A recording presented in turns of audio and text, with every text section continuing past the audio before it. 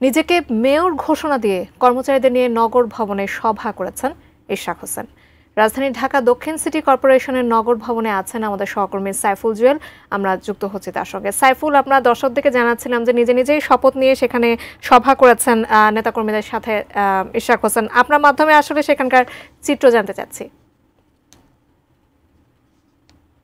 কর্পোরেশনের নগর ভবনে আছি। আপনাকে বলে রাখতে চাই, আপনি যে কিছুক্ষণ আগে বললেন যে নিজেকে নির্বাচিত ঘোষণা করে তিনি নগর ভবনে কর্মচারীদের সাথে বৈঠক করেছেন। আসলে বিষয়টি এরকম যে আজকে যেহেতু কর্মচারী ইউনিয়নের সদস্যদের সাথে বৈঠক ছিল, সেখানে যে ব্যানার ছিল আলোচনা সভার, সেই ব্যানারে উল্লেখ করা ছিল যে মাননীয় মেয়র জনাব ইশরাক হোসেন। তো সেই ব্যানারের সূত্র ধরে গণমাধ্যম কর্মীরা তার কাছে জানতে চেয়েছিলেন যে আপনার নিজেকে মেয়র হিসেবে দাবি করেন কিনা। তবে সেই প্রত্যুত্তরে জনাব ইশরাক হোসেন জানিয়েছেন যে জনগণের দাবি আছে আমাকে মেয়র হিসেবে মেনে নেয়ার, তবে যে পুরো বিষয়টি যেহেতু আইনি প্রক্রিয়ায় এখনও বিচারাধীন এবং তদন্তাধীন রয়েছে, সেহেতু তিনি বলছেন যে আইনের মাধ্যমেই তিনি ঘোষিত হয়ে ঢাকা দক্ষিণ সিটি কর্পোরেশনের মেয়র হিসেবে দায়িত্ব নিতে চান।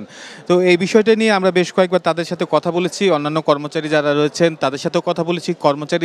দক্ষিণ সিটি কর্পোরেশনের কর্মচারী এবং তাদের নেতৃবৃন্দ যারা রয়েছেন তারা সকলেই জনাব ইশরাক হোসেনকে মেয়র হিসেবে মেনে নিয়ে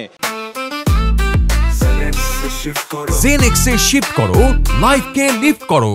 দক্ষিণ সিটি কর্পোরেশনের যে কাজ রয়েছে সে সকল কাজকে আরও ত্বরান্বিত করার জন্য তারা আপ্রাণ চেষ্টা করে যাবেন বলে আমাদেরকে জানিয়েছেন। অন্যদিকে এই বৈঠক পরবর্তী সময়ে তিনি একটি সংবাদ সম্মেলন করেছেন এবং সেই সংবাদ সম্মেলনে তিনি জানিয়েছেন গণমাধ্যম কর্মীদের কাছে যে রাজনৈতিক প্রতিহিংসার কারণে আসলে তাকে মেয়র ঘোষণা করতে কালক্ষেপণ করছে সরকার, এবং সেই বিষয়টি নিয়ে বর্তমান সরকারের বেশ কয়েকজন দায়িত্বশীল ব্যক্তির নামও তিনি উল্লেখ করেছেন এবং একই সাথে বলেছেন ঢাকা দক্ষিণ সিটি কর্পোরেশনের যে প্রক্রিয়ায় তাকে ঘোষণা করার যে দাবি দেওয়া মেনে আন্দোলন চলছে, এই আন্দোলনের সাথে সাথে নগর ভবনকে নিয়মিতভাবে কার্যকর রাখার জন্য যে চলমান প্রক্রিয়া, সেই চলমান প্রক্রিয়া তিনি শুরু থেকেই অংশ নিয়েছেন এবং তার সাথে দলীয় নেতাকর্মী সহ সিটি কর্পোরেশনের সকল কর্মকর্তা কর্মচারীও তাকে সহযোগিতা করছেন বলে তিনি আমাদেরকে জানিয়েছেন।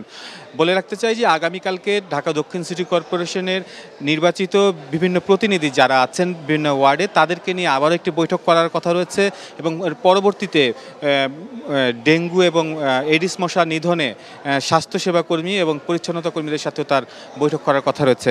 তো ধারাবাহিকভাবে তিনি মনে করেন যে এই বৈঠকগুলোর মাধ্যমে এবং কর্মকর্তা কর্মচারীদের সাথে যে আলোচনা চলছে, সেই আলোচনার মাধ্যমে ঢাকা দক্ষিণ সিটি কর্পোরেশনের যে সকল এলাকাবাসী রয়েছেন তাদেরকে পূর্ণাঙ্গ নাগরিক সেবা দিতে তিনি সমর্থ হবেন।